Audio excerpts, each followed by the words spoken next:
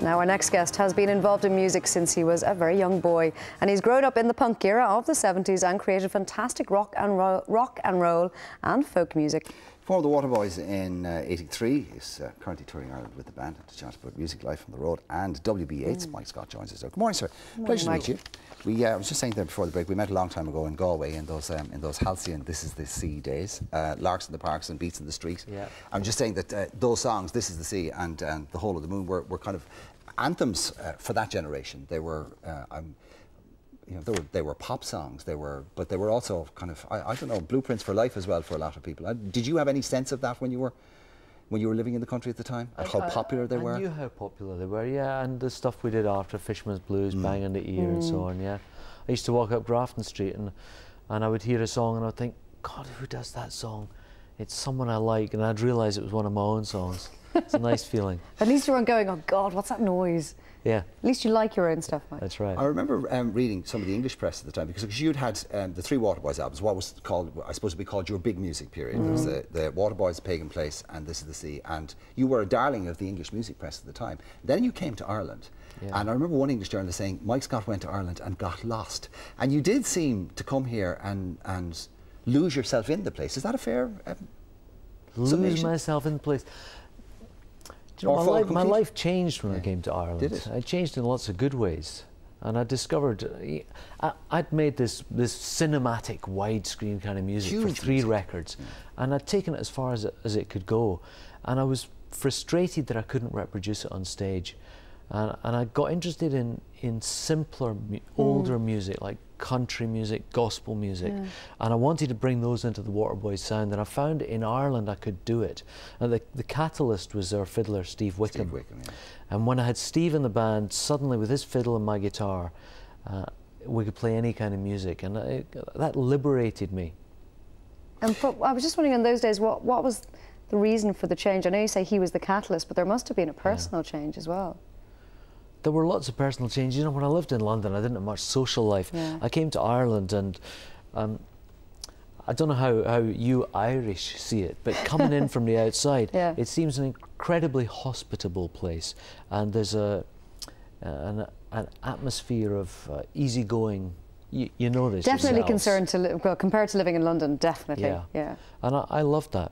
I plugged into it. It doesn't come more hospitable than Galway either, does it? No.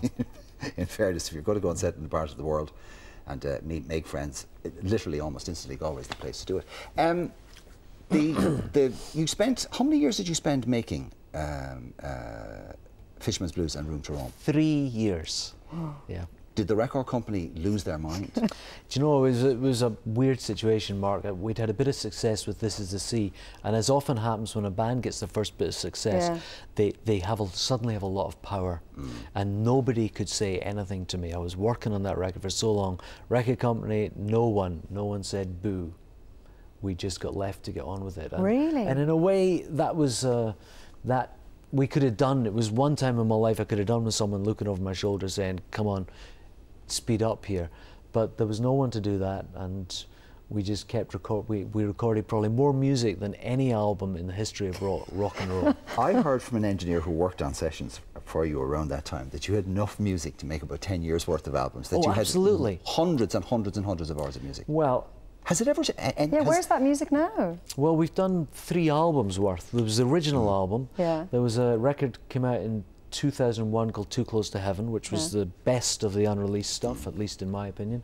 And then in 2006 we reissued Fisherman's Blues, a remaster, and we did a bonus CD with another 17 or 18 tracks. So a lot of it's come out now, about 55, 60 tracks. But that means there's still some music sitting on a shelf somewhere. There's quite a bit, yeah. Hundreds of hours of it. Can we talk about your fascination with poetry? You're an English literature and philosophy.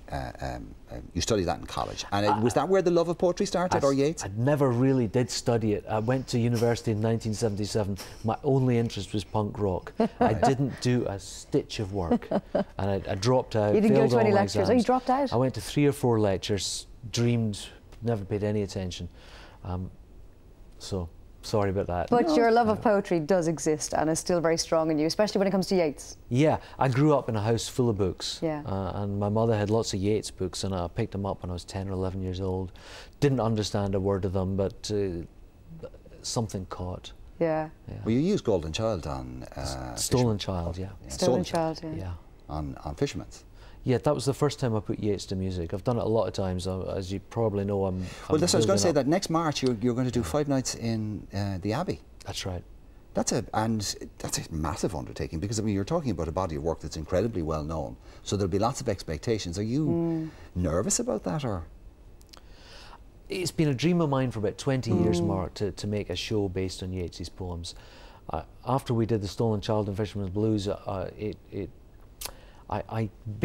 people began to tell me, oh, have you heard Clanad have done this song, Bono's done this one, Van Morrison. I began to realise a lot of people have done Yeats's poems, turned them into songs. And I thought there's a show, or there's a whole album in this. And I didn't realise I was going to write it all myself, but I did. And I'm presenting it 5 nights at the Abbey next March, as you say. Very fitting that it's at the Abbey as well, obviously. Well, I wanted to do it there. Yeah. I wanted to make as radical a statement as I could. Yeats' own theatre. Okay. Yeah. What's the radical statement you're trying to make then? Well, putting Yeats in a new context, turning his poems into rock and roll songs. And is it rock and roll? So it's not folksy, it's very rock and roll. A lot of it is paint-stripping rock and roll, yeah.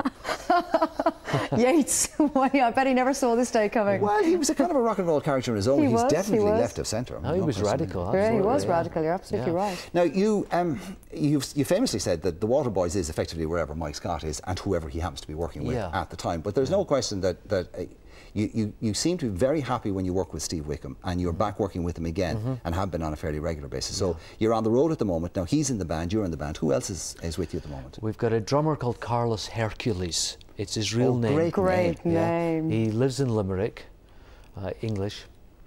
Bass player Mark Smith, and we've got a new keyboard player from Belfast called John McCulloch. No Anthony Thistlethwaite? No, I did ask him to come and play these shows with us, but he's busy with his day job in the Saw Doctors. Well, he might show up. I mean, you will be playing in the West, won't you? I think he's on tour. He's elsewhere. Okay.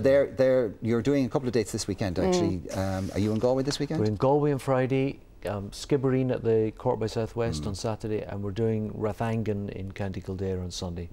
All festivals. Yeah, so this is basically the festival lineup then. So they're part of a festival rather than full Waterboy shows, are they? Yeah. Guess so. I have to say, I just can't. I'm still trying to think of Yeats's poem set to paint-stripping rock and roll. I'll have to go and see it. Mad as the mist and snow. That's the wildest one we've got. Mad as the mist and snow. No, seriously, it's like that. It really works. Yeah. You're going to pack the place out. People will be fascinated by it. Do you think? Are you hoping to introduce a new generation to Yeats who might not be familiar with him at all? I wouldn't presume to do that, because as far as I know, you still get Yeats in school in Ireland. So. But if I can present Yeats in a way that makes people listen to him anew and hear, because his words are timeless, and they're so great. If I can turn people onto them just in a new way, I'll be happy. So that's next March. That's next March. I look forward to that, Mike. Thanks. Okay, Mike, listen, it was a pleasure to meet you. Thank you very much. Absolutely, pleasure.